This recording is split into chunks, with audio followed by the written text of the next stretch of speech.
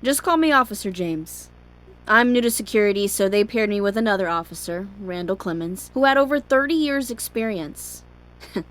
I guess a security firm wanted to train me up a bit before they felt comfortable with a female doing solo night patrols. Sergeant Clemens was a good mentor, and as you can imagine, he's run across more than a few strange events in his long career.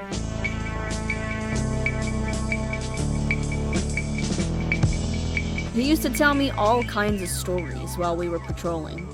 We worked the night shift at sort of a exclusive community. But there's one story of his that really stands out. Sergeant Randall Clemens, told it to me a couple weeks after I was hired on. We were doing a patrol around the property. The community we patrol is so huge that it spans across 2 rural counties in the Blue Ridge Mountains. A couple of public roads were converted to private access roads as the developers bought up acreage on either side. They're always building new houses or renovating old ones. Anyway, on one of these roads there's a chapel nestled just off of it on a several-acre lot. The chapel had been built almost 150 years ago. Now, you can't tell from the road, but there's a small cemetery behind the chapel with a history that dates back to the chapel's founding. You know, it's just a wooden country church. You'll see what I mean if you ever pass it on your watch. In the daytime, it's idyllic, like something out of a Disney movie. But at nighttime, it's downright otherworldly. The old-timers around here... Old-timers? Isn't that you, an old-timer? Hey, watch yourself, kid. The older gentlemen and folks who've lived and worked around this property tell all kinds of ghost stories about that cemetery and about the woods surrounding it. You know, we're in the south and in the mountains, and so there's got to be a ghost story for every gnarled tree and a haint attached to every abandoned house. Haint? You're not gonna go all hee-haw on me, are you, Sarge? Give it some time. Wait till a Toby Keith song comes on the radio. So, I'd been assigned the night watch on this property for about 6 months without incident. Well, nothing other than the odd sensation of my hair standing on end whenever I checked the chapel for signs of broken down doors or cracked windows. Vandalism, you know, the usual. I chalked it up to nerves and kept walking. It was on this night, and it was a dark, moonless night, like the fella said, when all that changed.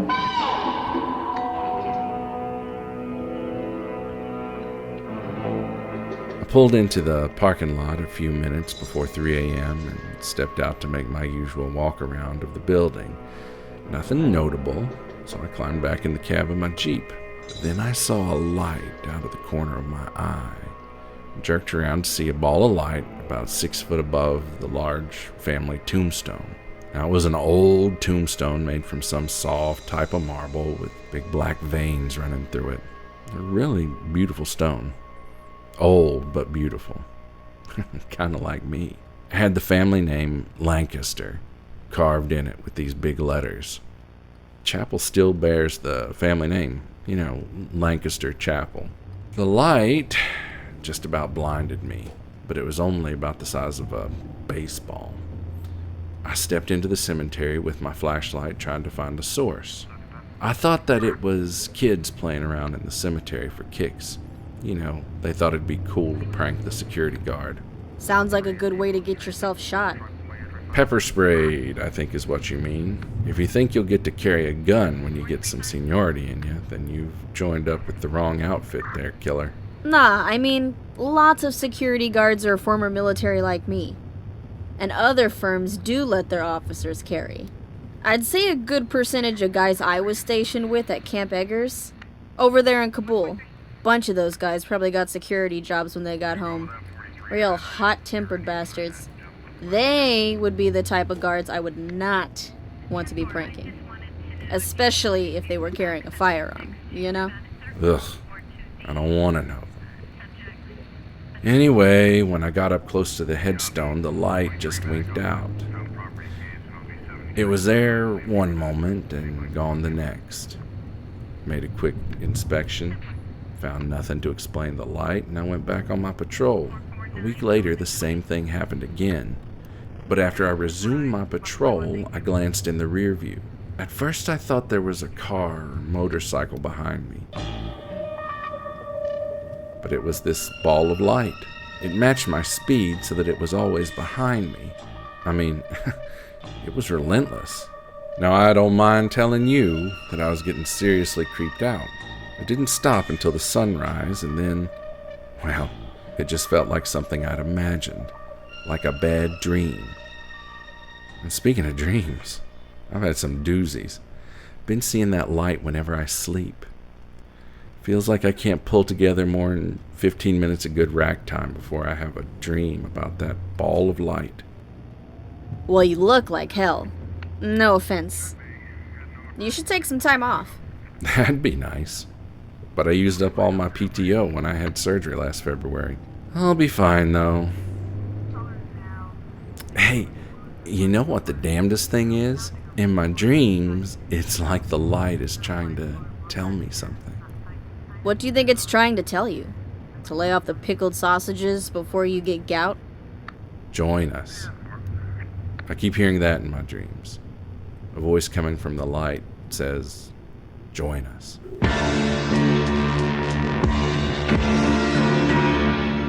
Anyways, you've been on patrol with me the last few nights, and I haven't seen the light once. I saw it one more time, though, on my last patrol before they partnered us up. This time I didn't even have the nerve to step out of my Jeep. I powered through a tight U-turn in the parking lot and took off down Oak Hollow Road. I don't think you've been on that one. It's narrow and crooked. I could see the light in my rear view, but it didn't draw any nearer. It just followed along, matching my speed and direction until dawn, just like before. And then nothing but nightmares when I went home. When I was getting ready for work the next day, I was so groggy that I didn't even shave. I just couldn't trust myself to hold a razor. Well, at least that explains the scruff. Randy told me that story on one of the last nights we patrolled together. Honestly, I didn't think much about it after that. I had 2 days off and then came back the following week.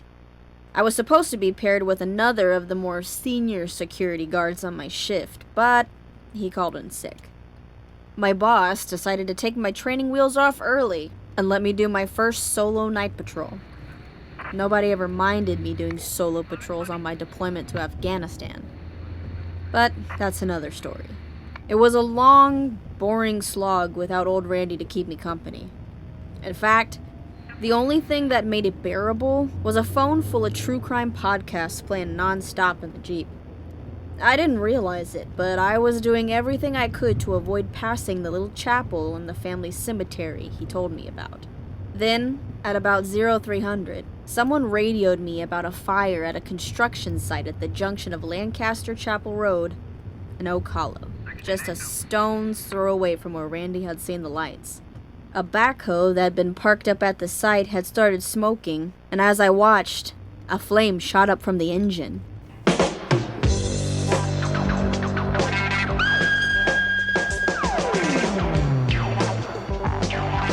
I had no idea how it caught fire. There was a tree with some low branches arching over the backhoe, and the flames were high enough that one of the branches was starting to catch fire. I called the fire department and lugged out a fire extinguisher we kept in the Jeep. Tried my best to contain the blaze and keep it from starting a full-blown forest fire until the cavalry arrived. And we were so remote that I waited the better part of an hour for a fire truck to arrive on the scene. I got back in the Jeep just before dawn, so it was still quite dark. Without thinking about it, I drove right past the chapel and saw a shaft of light shining on an object in the cemetery. At first, I thought the first rays of morning sun were poking through the canopy of trees. That's not what it was, though. I pulled over and walked toward the light to investigate whatever was going on. There ahead of me was the tombstone from Randy's story. It was bathed in a brilliant light coming from the ball floating above. Like It had its own spotlight. Sitting, as if posed, in front of the tombstone, was the body of my friend, Sergeant Randall Clements. His hands were grimy with gravel and dirt, and folded over his belly. One of his hands was clutching an old-timey straight razor. His head was tilted up, like he was looking up at the ball of light, or like someone having his neck shaved by a barber. Randy's throat had been slit. Apparently a self-inflicted wound. And he'd bled out all over the place.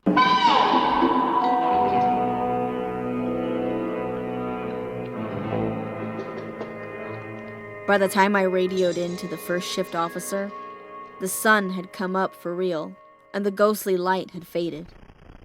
I spent the rest of the morning talking to the police. The details of these conversations were a blur, but Randy's death was quickly classified as a suicide. Open and shut case. I took some time off after that. Watched a lot of TV. Took a lot of baths. I spoke to my pastor after my mom kept insisting. When I went back to work, I had the same shift, doing the same night patrols. I drive by that chapel, that cemetery, every night. But I don't dare look at them. Doesn't matter, because every time I drive past, I hear Randy's voice coming from the seat next to me, saying, "Join us."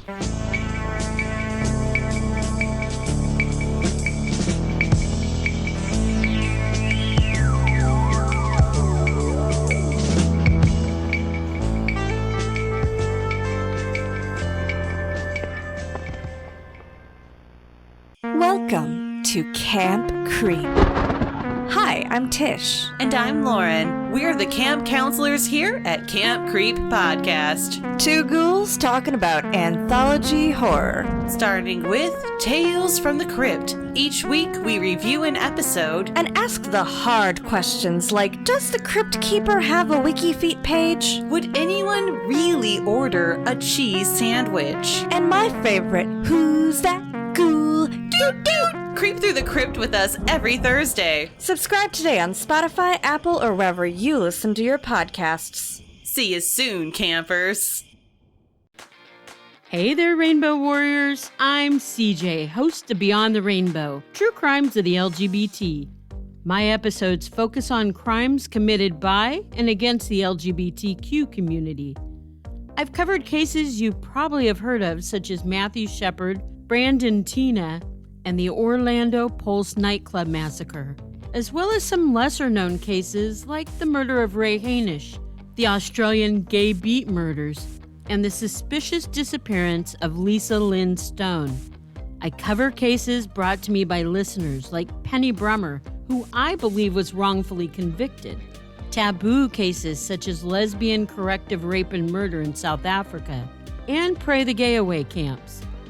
I discuss gay serial killers, women who pretend to be men to hook up with other women, and trans murders. I'm opinionated and uncensored. I know I'm not everyone's cup of tea, but surely I'm someone's shot at tequila. No matter what your gender or orientation in life might be, please join me as I tackle rainbow crimes in search of unicorn justice. Remember, it's not a crime to be gay. Unless you're a murderer. Don't be afraid. Lock the doors. Turn out the lights. And climb into bed. It's time for Hillbilly Dead Time Stories.